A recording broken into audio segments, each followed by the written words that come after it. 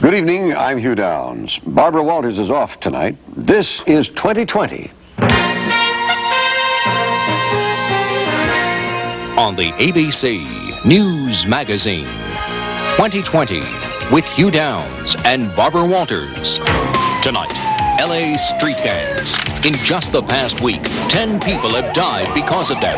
Over 200 deaths since January.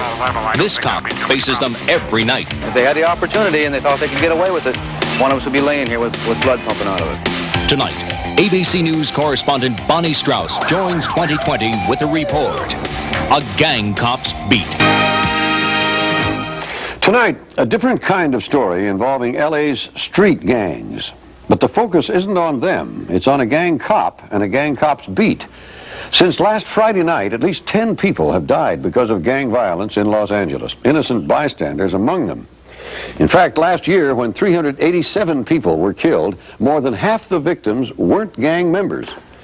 Now, for the people, the first line of defense is a special gang unit of the Los Angeles Police Department. What is it like fighting a guerrilla war in the city? Well, to find out, we turn to our Los Angeles bureau and ABC News correspondent Bonnie Strauss. Everybody step on out, we can see him. Hands up! Hands up and get out the house now! No, get out the house! Get inside your head. Tell your friends we catch them out here tonight, they're going to jail. Tonight? Tonight, period. I don't want you out here hanging on the corners. I don't want you hanging in the alley. I don't want you banging, man. You understand what I'm saying? When the last time Jesus smoked dope? Stand up. Oh, not you. The streets of South Central Los Angeles are infested with violent neighborhood gangs. Lordy, lordy, lordy, look what come out your pocket. Drugs are common and life is cheap. No one knows that better than 44-year-old Sergeant John Page, a 17-year veteran of the force. Page is a gang cop, and that means long shifts, up to 15 hours long, and frustration, plenty of frustration. You just sell cocaine? And you're 15 years old, that's all you do is sell cocaine, right? I'm gonna tell you something. You're out here messing around with the dope, you're out here selling the dope, you're out here fooling around with it. You keep it up down here, pal, I'm gonna put you away. I guarantee you I am. I don't know what you're talking about. You know what I'm talking about. No, I don't. No, I don't. Go back over there with your homeboys. More than half of the gang members arrested on any given night are back on the street within 24 hours, selling their drugs and shooting it out with rival gangs. They're into crime. That's their thing. That's why they're gang members. If they had the opportunity and they thought they could get away with it, one of us would be laying here with blood pumping out of us. That's simple. Garage is clear. Over the years, Page has had several close calls. He's been shot at, his leg has been broken, and someone has even come after him with an axe. But still, he continues. After a number of years, you start to develop shields and barriers in your mind against these things happening. You just kind of go about your business like it's a normal work day. John lives in two worlds, one on the city streets and one in this quiet residential neighborhood 40 minutes from South Central Los Angeles. His home is his sanctuary.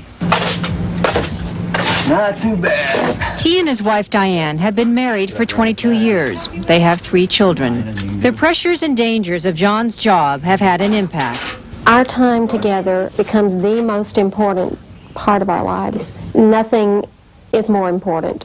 No activity. Our social life boils down to evenings at home because they just aren't enough of them. It's basically what you work for. This is it. This is what happiness is all about. True happiness. I'm not talking about, a day at the park or something. This is, but you can come home. This is where it's at. John Jr. is planning to follow in his father's footsteps. He, too, wants to be a cop. My biggest hero is my dad. And then goes John Wayne, down the line. Lunch with his family is a last chance to relax before leaving the American dream for the urban nightmare. KZLA, Stereo 93.9 FM, one of my favorite songs. Like a drive down a dusty highway after the sun's gone down. Chasing shadows into the new day, leaving this lonely town. I'm gonna rock, ride, nothing to hide. Let the headlights guide me. I'm gonna roll right into the night. Take the midnight Roll call begins another night for Page and the 20 officers under his command. In recounting an incident from the previous night, he keeps things loose. We had a little foot pursuit. I mean, there was a bump in the dark. Unfortunately, the individual sustained a fractured jaw. He will be out of the drug business for a period of time. Yeah. Boy Adam, 3-6. Page and his officers patrol an area of 10 square miles with a population of more than 100,000. Many of the residents live in constant fear. This alley is a hotbed of gang shootings and drug deals, a place one doesn't want to be day or night. It's also a place where neighborhood children see too much too soon, and some never recover. What happens to the people, the kids who watch this going down all the time? Well, that's probably the saddest part. They're not going to get out of the neighborhood. Very few of them are. They're going to stay here the rest of their lives. By the time these kids are 10 years old, they're going to see a lot more than most kids do. So what is the future for them? Some of them will get out. Most of them won't. A good portion will become gang members themselves. Probably die here, overdose on drugs. A lot of ways to die down here that aren't real pretty, and a lot of people do. Yeah, Austin and Page is one of only 200 LAPD officers assigned to gang detail. With the Los Angeles gang population estimated at 70,000, the cops are clearly outnumbered. Page's night is a series of individual incidents. Typical, a raid on a suspected drug dealer's house, and the stress of not knowing what's around the next corner. Lights.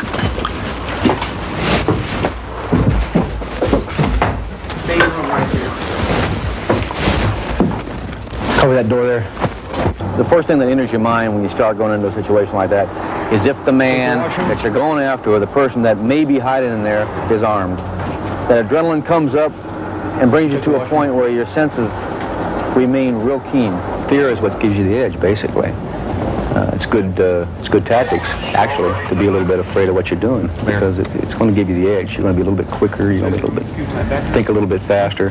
This night, the suspect escapes through a back window. Okay. Oh, well, this one, Biggie. We lost the stash. There's always that chance that something's going to go wrong and you're not going to walk out of there. It's a calculated risk. We try not to think about him being in what I feel like is a war zone when he's at work. I feel cold when I think about it. I don't like to consider the possibilities. When John is at work, Diane Page keeps busy at her nursing job or at home. This night, she's altering daughter Jennifer's party dress. If I don't hear from him, then my mind wanders and my imagination goes, and I get scared. Do you ever think about what it would be like if John lost his life? I've thought about it many times, and we've talked about it. And I don't know what the answer to that is, because I can't imagine what it would be like to suddenly not have him. I'm just worried, is he going to come home safe? Is he going to make it tonight? Because it's really scary down there. We have hundreds of problems areas, and so all night long you're running from one location to the next trying to prevent this stuff. Page is returning to the station when he receives a call for assistance from a fellow officer. Rushing to respond, he discovers his siren is not working. What the hell is my siren at? Oh, juice, son of a bitch.